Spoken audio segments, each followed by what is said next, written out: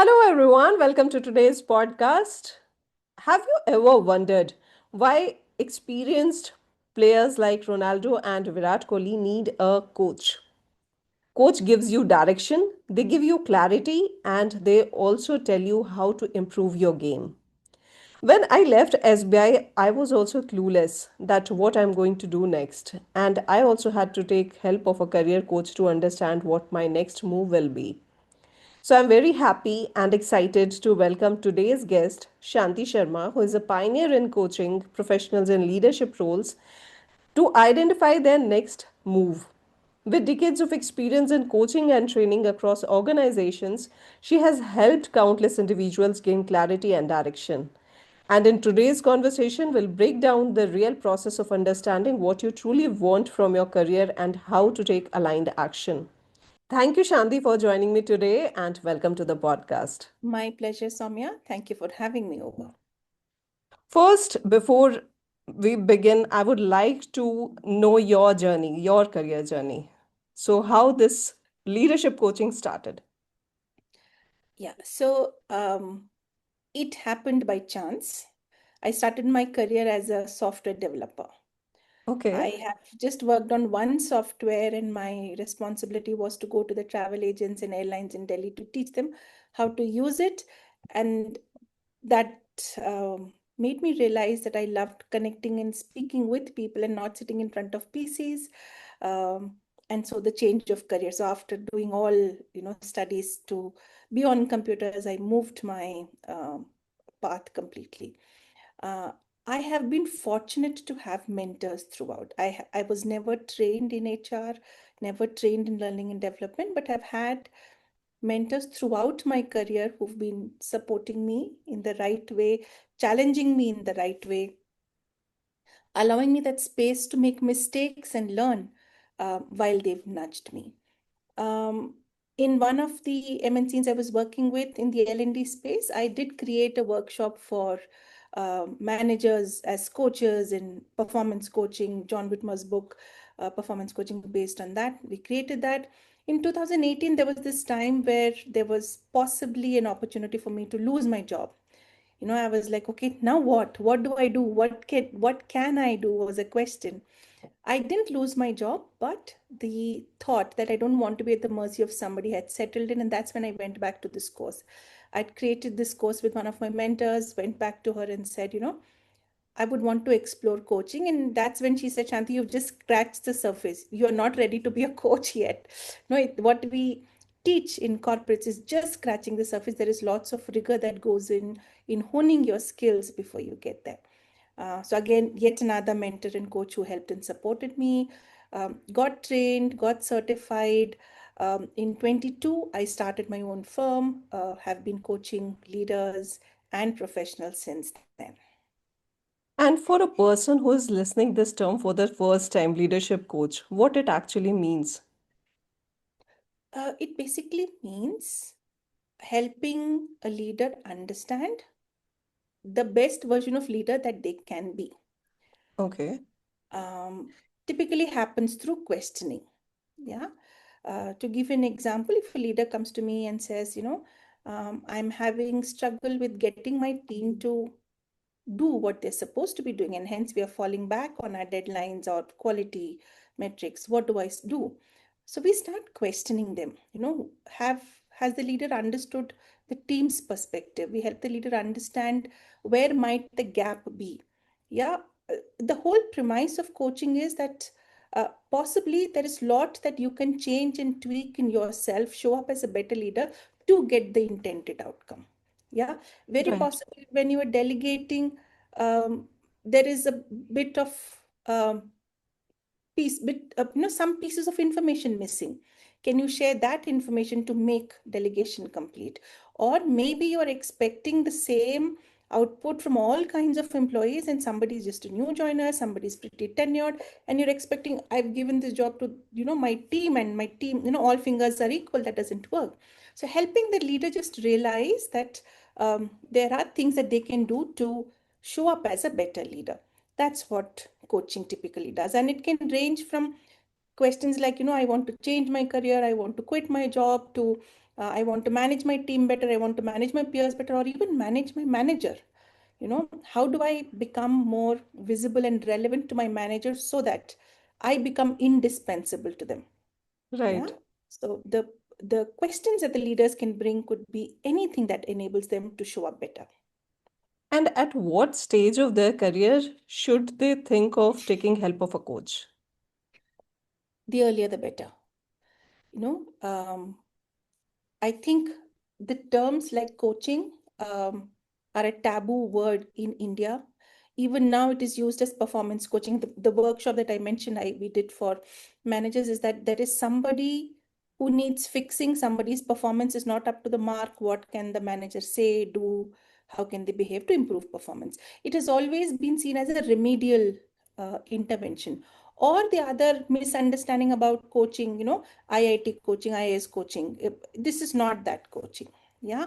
So, firstly, it is the to understand what coaching is a big gap. First, you understand what coaching is.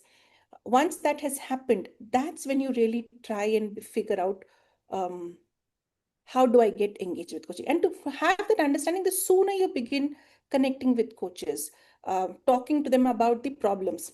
So when I say leader, you don't have to have a designation to be a leader. Yeah, you can be leading yourself. Right. um, I've got several homemakers who are my coaches. Yeah, they're leading their homes. Right. Yeah, they're leading families.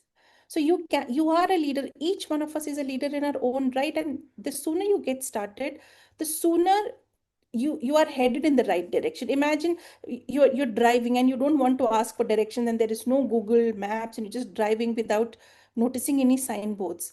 Uh, Possibly you are heading in the yes, possibly you are in the right direction, but what if you're heading in the wrong direction? Can you stop, pause, check in with somebody? Is this the right direction? Will it take me to the destination? And if it means the destination you have to take a U-turn, the sooner the better. So Right. with that, the sooner you start your coaching journey, the better it is. And there are three words heard, which I've heard from a lot of coaches, different kind of coaches: Yes. awareness, clarity, and purpose. So, can Lovely. you please help us truly understand what these words actually mean? Yeah. Um, we will go in that order. Right. Awareness. What is awareness? Is knowing yourself better, Right. being aware of what your strengths are, what your triggers are, what makes you happy, what motivates you, what demotivates you, what makes you unhappy. Um, and with that awareness comes clarity in terms of what you should be and should not be doing. To give you a Right. very simple example, the story I said, when I started going to travel agents and airlines, I really enjoyed talking to people. That whole thing, hey Shanti, that was a brilliant explanation, thank you, made me so much more happier than that incentive I got for creating the code 2 weeks shorter than the timeline. you know Right. so that is awareness, that what makes me happy, people, connections. When people say, Shanti, you've done a brilliant job, you've helped me, that is what made me happy. So awareness is that makes me happy. Clarity is when I don't want to be doing software development, I want to be doing something that helps me connect with people. That is it. Then now that I have awareness and I have clarity about what I want to do with that awareness, comes my purpose. Yeah. Purpose is the why do you want to connect with people? Yeah. What brings you that happiness when people say, Shanti, you did a good job? Is it about pulling up your collars, hey, I did a good job? Or is it the for me it is the impact that I've been able to create and generate? Even today, people who I've coached like 5 years, 7 years ago will ping me on LinkedIn saying that, Shanti, remember you got me started on this journey. Today it got completed. I can't tell you. I'll click a WhatsApp, send it to my husband, see what happened. That small gesture of, what you did, what you said, what you nudged me on that day has had an impact, such a long lasting impact that even after 5, 7 years, they come back to me and tell me that it was useful. That is my purpose. So coaching really helps you do that. And there are several tools coaches use. They will first help you become aware of your strengths, your development areas, your triggers, what makes you happy, what motivates you. And hence that brings in clarity in terms of what are the next steps. Yeah. Right. And that's where a lot of leaders make mistake. The moment they realize the next step, they start jumping. Yes, let me move ahead. That sense of action is very important. But the coach will hold you back, will ask you, you know the action, tell me why do you want to do it? And sometimes people don't have answers. And when you don't have answers, the rigor will fizzle out. All of us make these new year plans. Awareness is I need to lose weight. Clarity is I need to hit the gym, I need to eat healthy, but still there is no purpose. Why do I need to lose weight? Why do I need to eat healthy? There is no purpose. And hence, by 5th of January, most of us have quit the gym. Most of us have, Exactly. decided that we don't want to continue. But look at athletes. They don't wait for a 1st of January. Yeah, the purpose itself drives the clarity. I need to win the Olympic medal. That's the purpose. Yeah, why do you need to lose weight? Why do you need to remain fit? The purpose is arrived, and then following your actions with clarity becomes that much easier. So a coach will hold you accountable till you know your why before you start jumping into action. So, which one will come earlier? I mean, first you should be aware, or first you should know the purpose. You should be aware. With awareness comes clarity. With clarity, you define your purpose. Okay, very nice. Thank you so much for answering Most this. welcome. And there are many coaches. I mean, I found there are career coaches, there are leadership coaches, there are transition coaches. So, how to understand that someone identify which coach is right fit for them? Lovely question. I'll say two things. Yeah. Every coaching conversation follows the same basic principles. Okay. Yeah. So whether the coach calls themselves a leadership coach or a career coach or a transition coach, these days I'm also hearing about sleep coaching or no, so many different kinds of coaching. It does not really matter what you're calling. The process that every coach will use will look and feel very similar.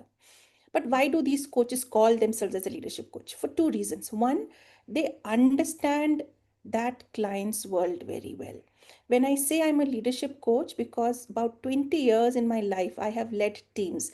I have led teams as small as 3 members. I've led teams as large as 75 members. Yeah. So, with that experience, my ability to understand leaders, what they are going through, what they're experiencing becomes that much sharper.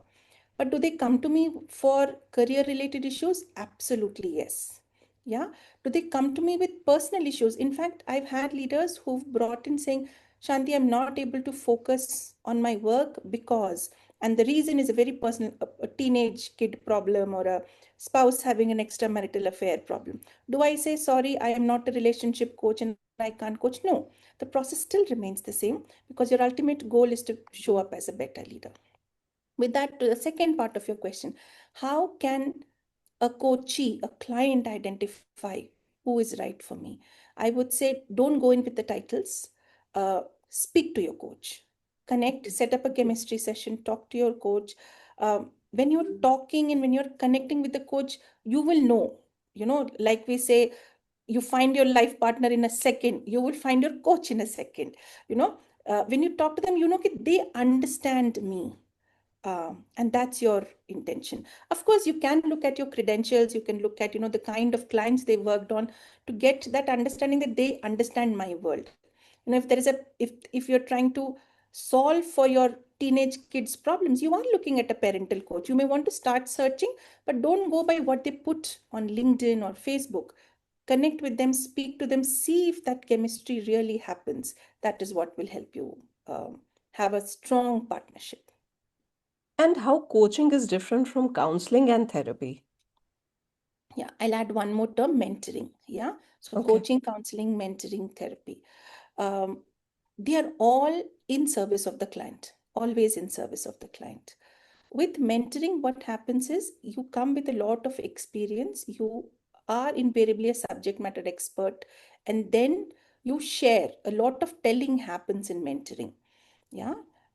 Yes, like a coach, a mentor may ask to understand your world better, but there is a good proportion of telling, this is what I did in my experience, and you should take this, or you should not take this, or you should do this. So a lot of guidance is offered.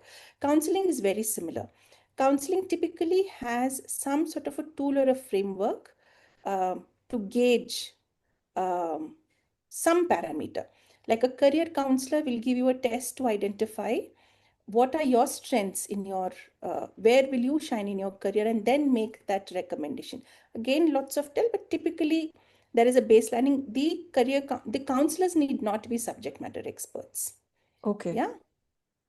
Therapy works, both coaching and therapy can work with emotions, but therapy works a lot with deeper emotions, is working to first solve the problem, the emotional problem that you're working with. It dwells a lot in the past, uh, and from the past it cures you and brings you into the present and future. Coaching dwells in the here and now. Yeah. You um, I'll give you an example that will make it clear. One of my coaches, her problem was every time her manager calls her in the room, she would get very nervous. And we tried to explore, was the manager ever rude or harsh or nothing at all? In fact, she used to say, he's such a darling. That were her words. He's the nicest person I can ever meet. And we kept on wondering, we could not fear anything, find anything. So finally, she put a yellow post-it on her softboard that read, "He will not eat me." Yeah, she put it on a softboard and she started saying that every time he calls me, I'm going to read that before I go to his meeting. It was a quick fix. We were talking about something very different. And that's when she said, "Shanti, you know what?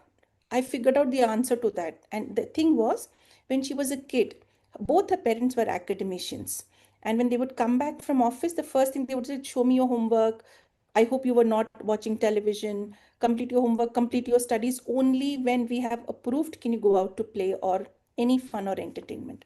But one day happened that, the parents came in a little bit early, and the girls, they were two sisters, they had the TV volume on. They could not hear the parents come in. And when they come in, the girls are dancing, TV is on.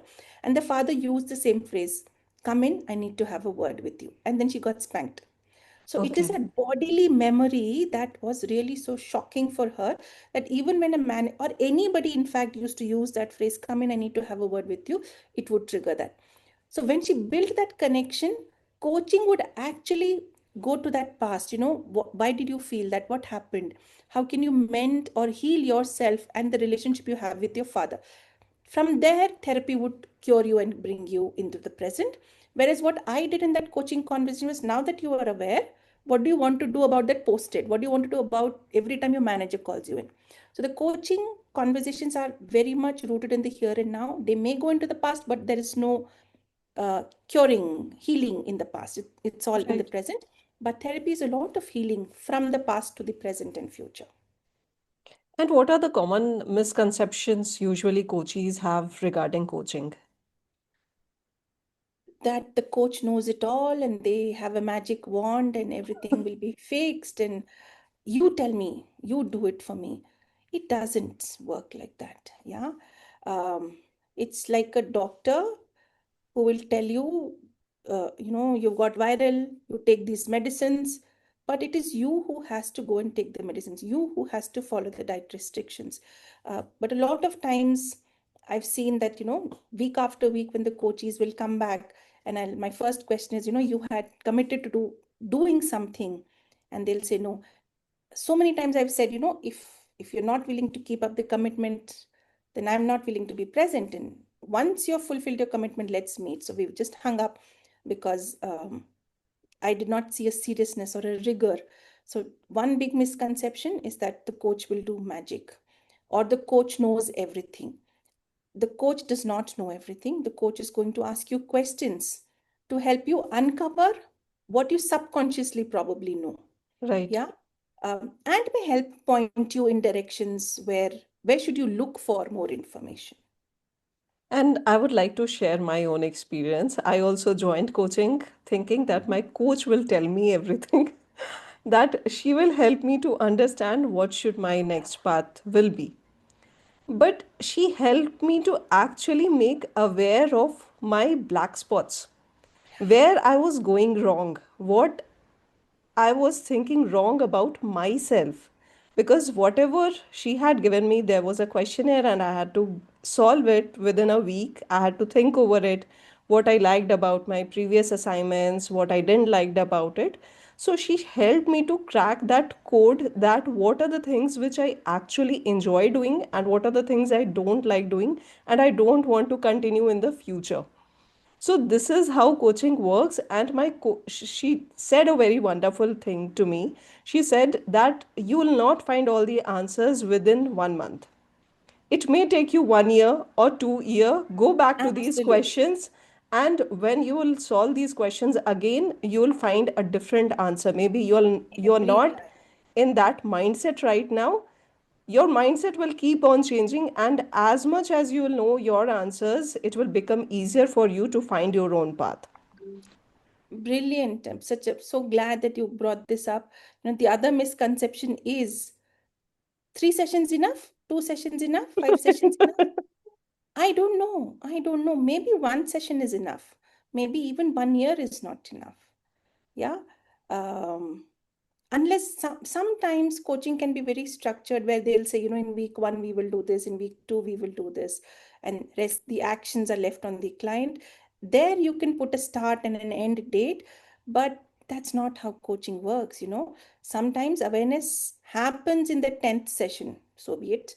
Sometimes the client walks in aware, just wants clarity and the next steps. Yeah, maybe 3 sessions we are done. Yeah, so yeah, when clients ask me, how long will I have to be in the coaching engagement? I'll say, I don't know. You are the best judge. You tell me when you don't need me. Right. I get a lot of questions from professionals like, I'm doing this and this. I've been doing this and this for last 10 years, last 15 years. And what should I do? Mm. And it becomes very difficult for me to say this clearly to them. I don't have these answers. You'll Yeah, have to find it yourself. And absolutely. that is why you have to take the help of a coach, because they will try to understand. They will, I mean, layer by layer, they will peel off everything subconsciously you have in your mind and your body. It could be any emotion or something, and that helps you to find your way. This is what I have understood from my own journey. Absolutely spot on understanding. And what would you suggest to any professional who feels stuck in their career? Get a coach as soon as possible. Be open and willing to be challenged. Sometimes our own beliefs about ourselves are so strong that when there is an observation placed, or when the coach asks, go and ask for feedback from your peers, there is so much of resistance. They will always say bad things about me, or it is human tendency to notice only when things are broken. Why will they say good things about me? Am I not their competitor? It's not about good thing and bad thing. It's about an opportunity where you can be better. Yeah, even if one person among 100 have noticed that opportunity, receive that feedback as a gift and say, yeah, I'm going to work on it. So be open to observations, feedback, either by the coach or the people that you're engaging with as you're going through coaching. um, Also openness to try and experiment and fail.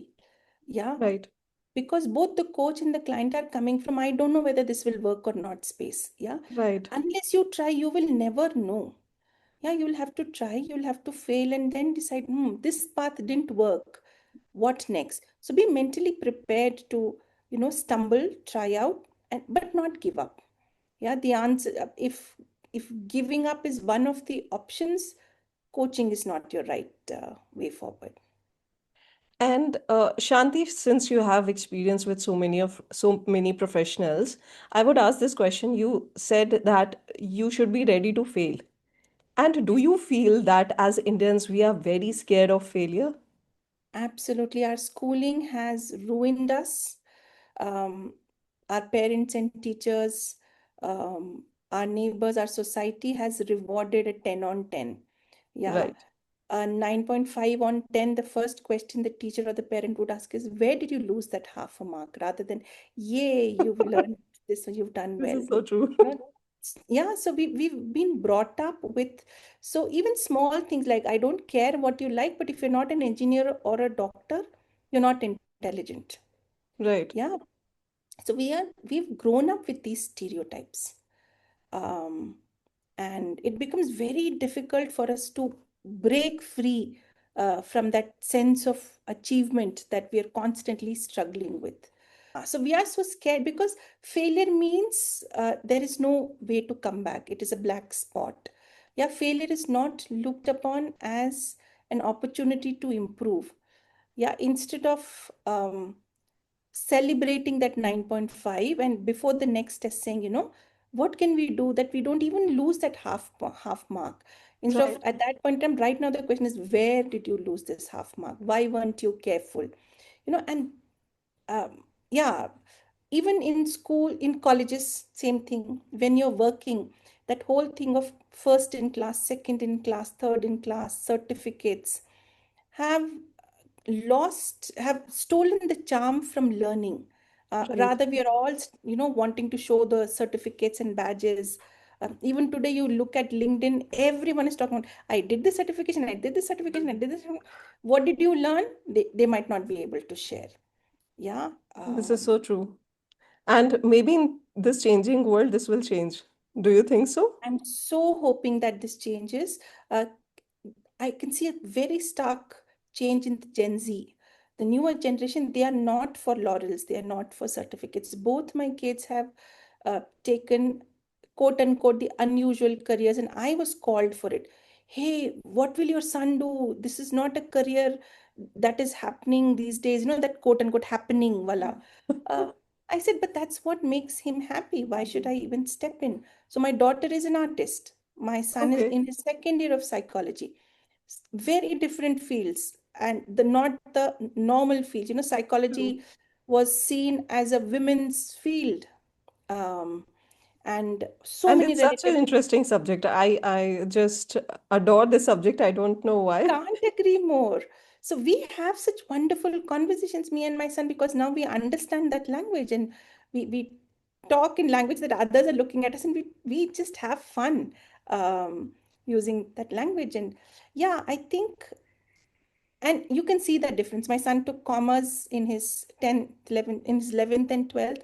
He did well, but now he's the topper in the class.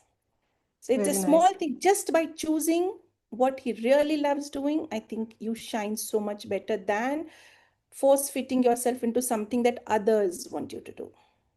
Correct. And in this ever-changing world, what would be your suggestion to the freshers? How should they plan their career in this scenario, in the present scenario?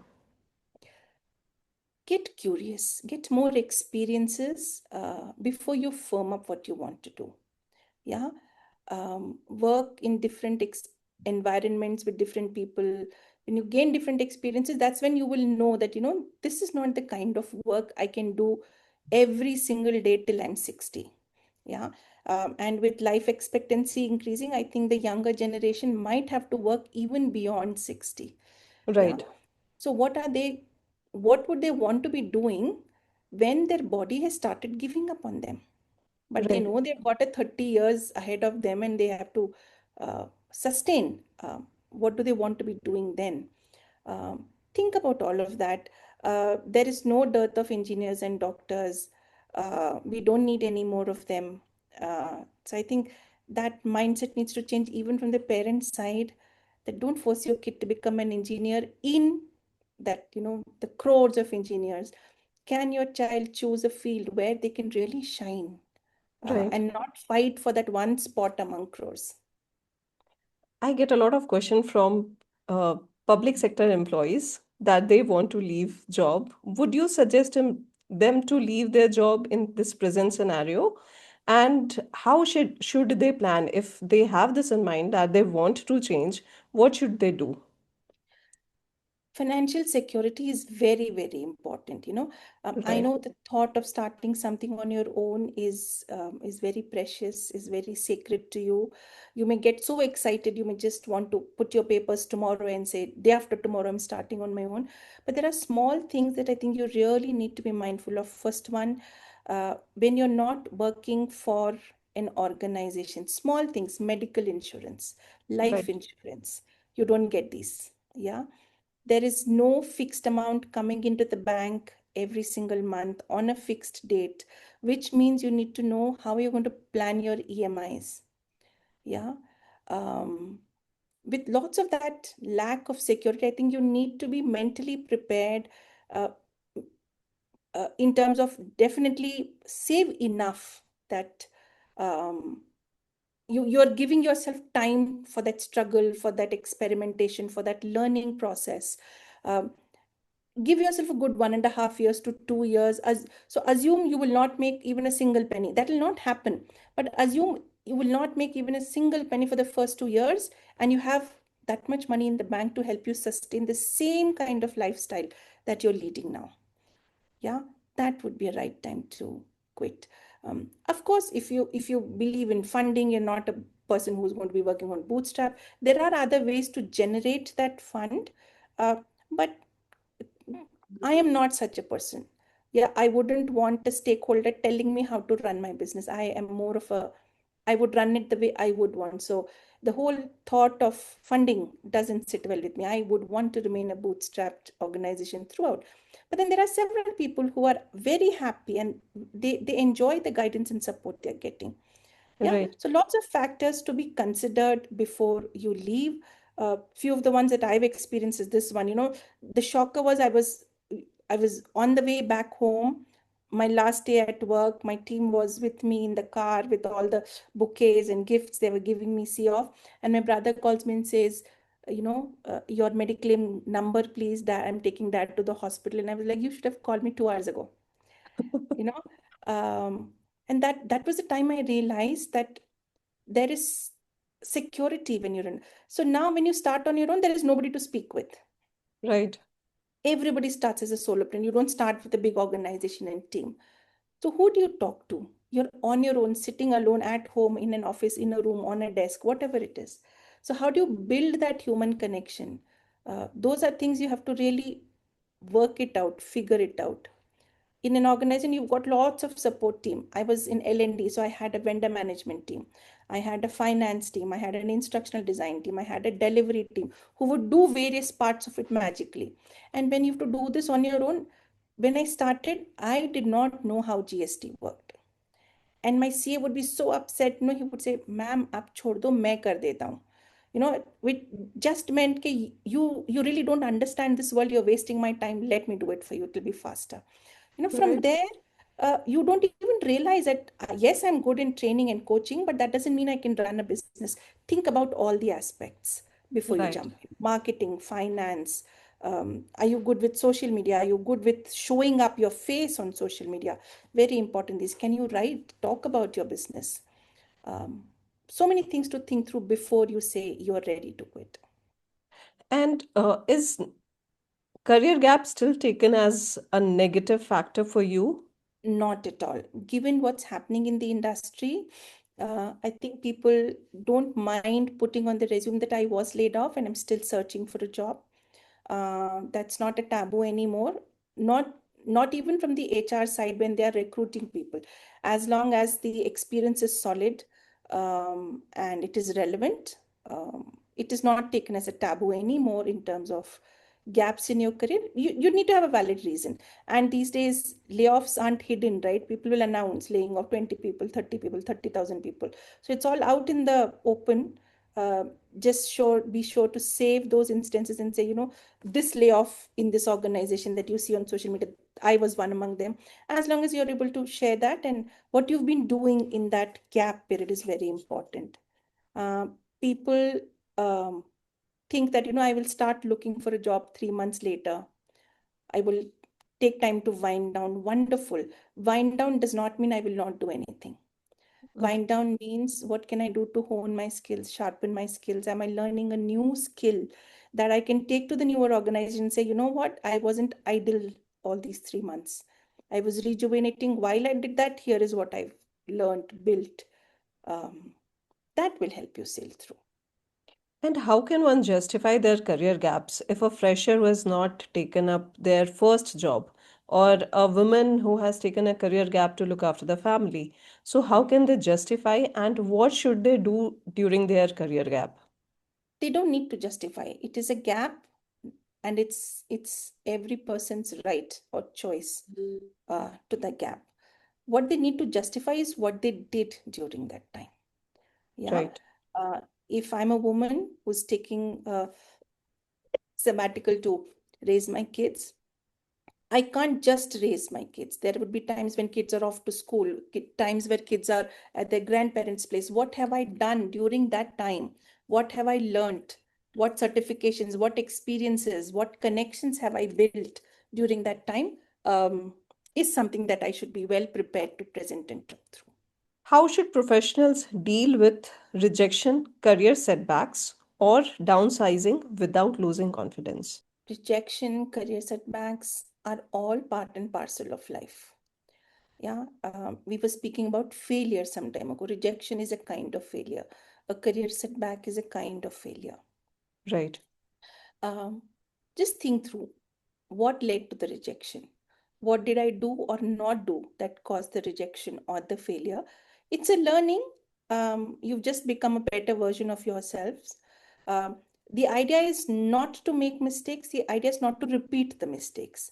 Yeah, the newer mistakes that you make, more learning you are having.